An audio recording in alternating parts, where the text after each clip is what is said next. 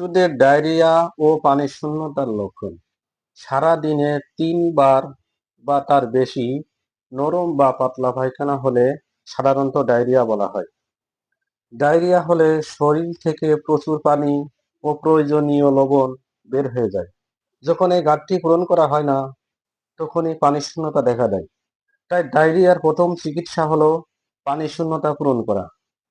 শিশুদের পানি শূন্যতার লক্ষণ: শিশুর মুখ ও ঠোঁট শুকিয়ে আসা, পিপাসা লাগা, চোখ শুকনো লাগা, গাঢ় হলুদ তীব্র দুর্গন্ধযুক্ত প্রস্রাব হওয়া, প্রস্রাবের পরিমাণ কমে যাওয়া, ২৪ ঘন্টায় ৪ বারের কম প্রস্রাব হওয়া, শিশুর শ্বাস-প্রশ্বাস ও হার্টবিট বেড়ে যাওয়া, মাথার তালুর সামনের দিকে নরম অংশটি বসে যাওয়া এবং ঝিমিয়ে পড়া। এসব লক্ষণ দেখা দিলে শিশুকে নিকটস্থ চিকিৎসক অথবা হাসপাতালে নিতে হবে।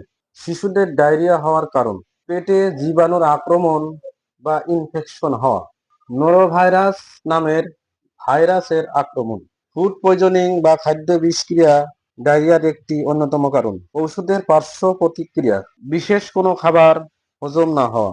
ডায়রিয়া চিকিৎসায় মূল করণীয় হলো শরীরের পানি ও লবণের ঘাটতি মেটানো।